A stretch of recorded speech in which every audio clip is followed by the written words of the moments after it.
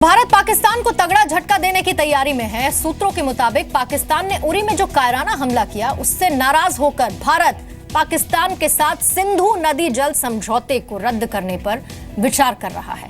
आपको यह हम बता दें कि इस संधि के तहत आने वाली नदियों में पाकिस्तान के एक बड़े हिस्से की प्यास बुझती है और इस संधि और इसकी अहमियत पर और जैसे संकेत इस संधि को तोड़ने के लिए भारत ने दिए, ये चोट पाकिस्तान पर कितना असर करेगी, इस पर आज हम अपने एक्सपर्ट से भी बातचीत करेंगे। लेकिन उससे पहले आपको सिंधु जल संधि का एक बैकग्राउंड बता देते हैं।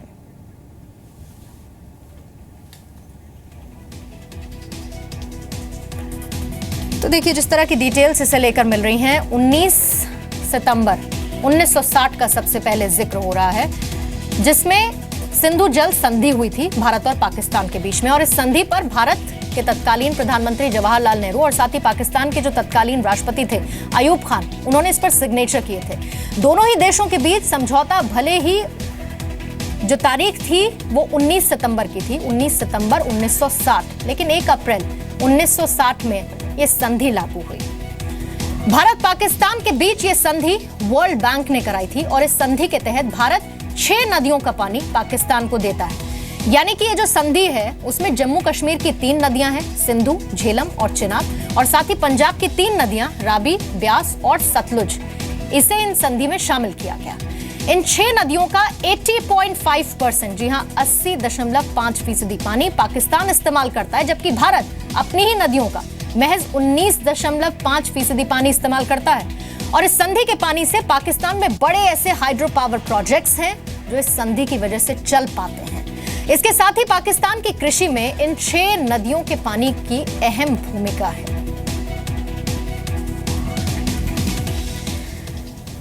तो इस संधि का बैकग्राउंड क्या है, सिंधु जल संधि है क्या, इस पर इसकी डिटेल्स आपने जान ली। और इस पर चर्चा करने के लिए हमारे साथ खास पैनल है। रिटायर्ड ब्रिगेडियर अमृत कपूर इस वक्त हमारे साथ मौजूद है, बहुत बहुत स्वागत है सर आपका।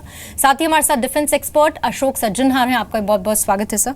और साथ ही पूर्व राजनयिक हमारे साथ, माफ कीजिएगा, वाटर एक्टिविस्ट हैं पंकज सरन, बहुत बहुत स्वागत है पंकज सरन आपका भी।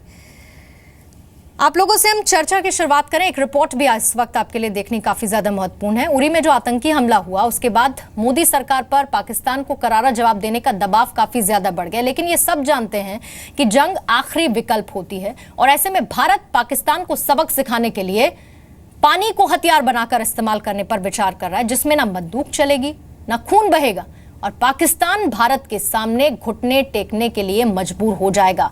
चर्चा को हम आगे बढ़ाएं, उससे पहले इस रिपोर्ट पर नजर।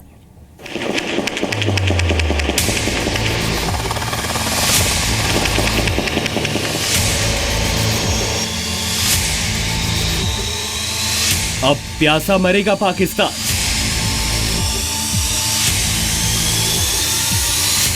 गोली का बदला पानी से लेगा हिंदुस्तान। तुमने गोली चलाई, हम पानी रोकेंगे। उरी में पाकिस्तान के कायराना हमले के जवाब में भारत उसकी ऐसी नस दबाने की तैयारी में है जो पाकिस्तान को रेगिस्तान बना सकती है।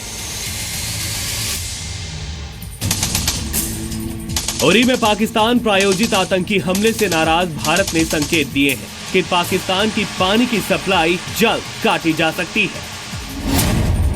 इसके लिए 1960 में पाकिस्तान के साथ हुए सिंधु जल संधि को रद्द कर सकता है। ऐसा हुआ तो पूरा पाकिस्तान प्यास से तड़प सकता है और उसका बड़ा हिस्सा रेगिस्तान में तब्दील हो सकता है, क्योंकि सिंधु नदी जम्मू कश्मीर से होकर पाकिस्तान में बहती है और बहुत बड़े हिस्से की प्यास बुझाती है। विदेश मंत्रालय ने कहा है कि सिंधु जल बंटवारे का समझौता दोनों देशों की आपसी समझ से ही बना रह सकता है, लेकिन पाकिस्तान अपना भरोसा खो चुका है। Our differences between India and Pakistan on the implementation of the Indus Waters Treaty. Eventually, any cooperative arrangement requires goodwill and mutual trust on both sides. Bharat के संकेत के मुताबिक अगर सिंधु जल संधि टूटी तो पाकिस्तान प्यास से तड़प उठेगा।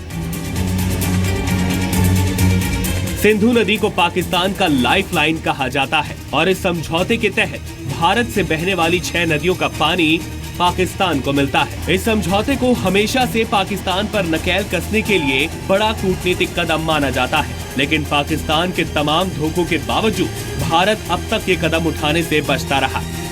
Whatever diplomatic levers or leverages or blueprint we have, I'm certainly not going to discuss that in a public forum. And certainly I'm not going to debate that in the media. Our actions speak for themselves, and you are already seeing our actions are delivering results.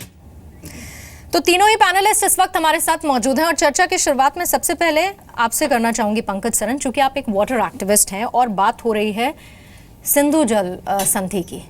ऐसे में सबसे बड़ा सवाल ये कि वो संधि जिसे अमेरिकी सीनेट जो है वो सबसे पावरफुल संधि कहता है कि सबसे विश्वास उस संधि में देखा गया और काफी पुरानी वो संधि रही। उन सब के बीच में फिर भारत अपने लाखों नुकसान के बाद, करोड़ों नुकसान के बाद उस संधि को 1960 से अब तक कंटिन्यू करता आया। लेकिन अगर भारत ये कह दे, भारत ऐसे संकेत दे दे कि इस संधि को वो खत्म कर सकता है, तो पानी की जरूरत के लिहाज से पाकिस्तान के लिए कितना नुकसानदायक होगा? देखिए, ऐसा है, इस बात को शुरू करने से पहले मैं एक बात अपनी तरफ से ये कहना चाहूँगा कि जो हालात हैं बॉर्डर पर, उसको मद्देनज़र कोई भी देश या इवन भारत को जो कुछ भी कर सकती है वो तो ज़रूर करना चाहिए और कर ही रही होगी।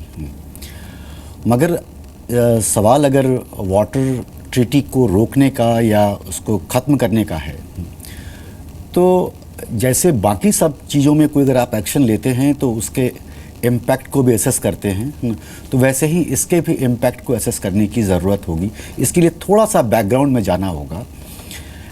ये ऐसा नहीं है कि ये ट्रीटी भारत ने पानी बंद किया नहीं है। 1 अप्रैल 1948 में भारत ने समूचा पानी बंद कर दिया था, सारी नदियों का पानी, और उसके बाद कुछ महीने के बाद फिर दोबारा कुछ समझौता हुआ। एक्चुअल में वर्ल्ड बैंक 1952 में इसको इन लोगों को आपस में बिठाया, मध्यस्थता करते हुए इसको, और उसमें फिर 6 नदियों के राइट्स इंडिया को दिए, 6 पाकिस्तान को दिए, और यस, कुल मिला के उसके जो ट्रिब्यूटरी को मिला लेंगे तो आप करीबन 6 बन जाती है। तो उसको अगर देने के बाद 1962 में जो 60 में जो अयूब खान ने जो कहा है ना, जो आपने बताया अभी है ना, वो एक फाइनलाइज हुआ। मगर तब से अब तक में बहुत सारे बदलाव आ चुके हैं। जब आप पानी तो बंद किया जा सकता है, मैं इस पर कोई डिस्प्यूट नहीं कर रहा हूँ, लेकिन सोचना होगा कि आप कितने दिनों के लिए बंद कर सकते हैं।